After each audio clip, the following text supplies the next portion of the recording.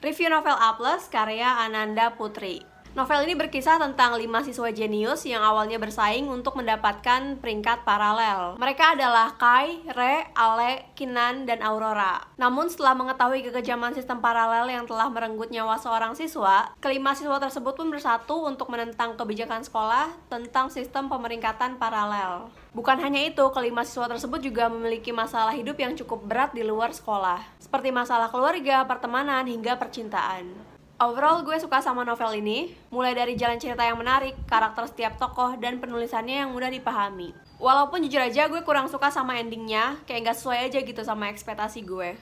Kalau dari fisik bukunya sendiri, gue suka banget sama covernya, tapi gue kurang suka sama ukuran font yang terlalu kecil menurut gue. Jadi agak pusing ya pas bacanya. Oh iya, kalau kalian mau baca novel ini juga, langsung aja klik link yang ada di bio nomor 149. Jangan sampai terlewat ya, karena di Shopee lagi ada Shopee Mantul Sale, gratis ongkir minimal belanja 0 rupiah, transfer Shopee Pay bonus 200.000, dan promo serba 1.000. Untuk pengguna baru bisa pakai kode voucher gue untuk mendapatkan diskon 35.000. Kira-kira gimana ya kondisi novel Obral yang gue beli di Shopee dengan harga 9 ribuan? Kalau kalian penasaran, yuk langsung aja kita buka paketnya. Sebenernya gue beli novel ini udah lumayan lama, cuman baru sempet buka hari ini karena gue baru selesai UAS. Novelnya kayaknya udah sampai seminggu yang lalu, lebih kayaknya, hampir 2 minggu nih novel di rumah.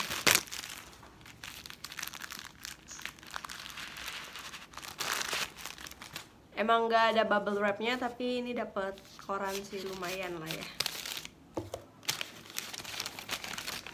Tada, ini dia 5 novel Obral yang gue beli. Novel pertama yang gue beli judulnya Forgive to Forget, karya Daisy Ann. Ini dari penerbit Grasindo.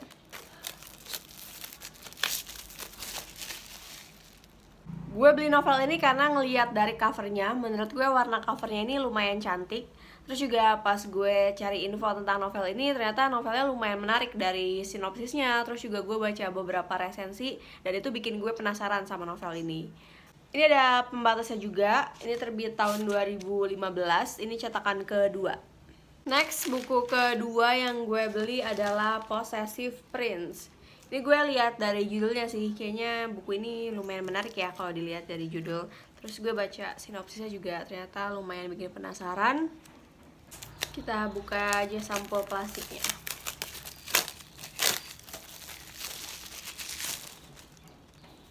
Ini lihat kondisi bukunya tuh masih bagus banget. Ini bahkan nggak ada menguning sama sekali. Kalau buku yang tadi ini ada menguningnya ya di atas, cuma dia di samping sini masih aman, di bawah juga masih aman, cuma di atasnya doang. Kalau buku ini sama sekali nggak ada kuning-kuningnya. Bener-bener bagus banget. Coba kita lihat ini terbit tahun berapa ya. Oh ya, ini ada pembatasnya.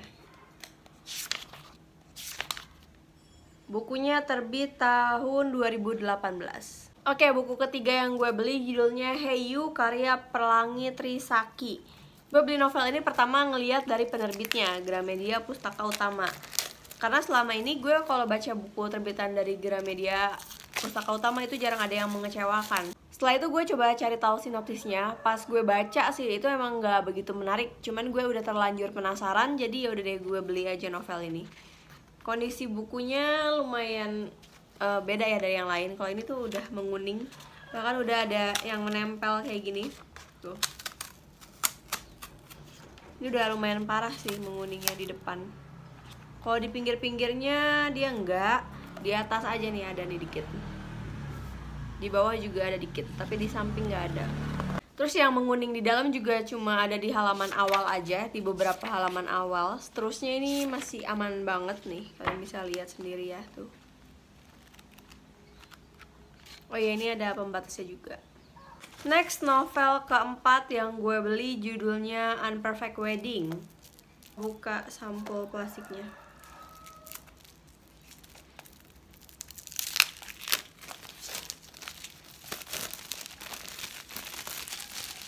Nah, ini dia bukunya. Gue beli novel ini karena judul dan covernya menarik banget menurut gue. Terus pas gue baca sinopsisnya juga ini ternyata bikin penasaran banget. Ini ada pembatasnya, terus Bukunya ini terbit tahun 2018 dan kondisi bukunya masih sangat-sangat bagus, mulus banget. Nggak ada noda sedikit pun. Dan novel terakhir yang gue beli adalah Patah Hati Terindah, karya Aguk Irawan MN. Gue beli novel ini karena penulisnya. Sebelumnya tuh gue udah pernah baca buku, apa tuh ya judulnya, Air Mata Tuhan. Dan itu beneran sedih banget, kena banget ke hati. Makanya gue penasaran sama karya yang lainnya. Ternyata ada yang dijual obral. Harganya tuh kayaknya cuma berapa ya? Belasan ribu sih pastinya. Nah ini dia bukunya, kondisi bukunya masih bagus juga. Ini emang ada menguning di atasnya, di sampingnya nggak ada, mulus banget. Di bawahnya juga ada tapi dikit banget. Coba kita lihat dalamnya ya. Nah ini dalamnya juga masih bagus. Terbit tahun 2015. Ini ada pembatasnya nggak? Kayaknya nggak ada pembatasnya. Oke, jadi ini dia 5 novel obral yang gue beli. Walaupun ini novel obral, tapi kondisinya tuh masih bagus banget. Gue beli harganya mulai dari 9 ribuan aja. Dan dari kelima ini kayaknya nggak ada yang di atas 20 ribu. Semuanya di bawah 20 ribu, kayak belasan ribu gitulah pokoknya. Nah, kalau kalian mau beli juga langsung aja klik link yang ada di bio nomor 148. Dengan membayar 50 ribu, gue dapat 5 novel. Semuanya original dan kondisinya masih bagus banget. Review novel Gagal Menjadi Manusia karya Dazai Osamu. Ini adalah novel terjemah dari sastra klasik Jepang yang terbit pertama kali pada tahun 1948. Tokoh utama di novel ini bernama Oba Yozo yang kemungkinan besar adalah penulisnya sendiri, yaitu Dazai Osamu. Yozo ini hampir tidak pernah mengalami kesulitan hidup. Bahkan di halaman 14 diceritakan bahwa Yozo ini nggak tahu rasanya lapar tuh kayak gimana.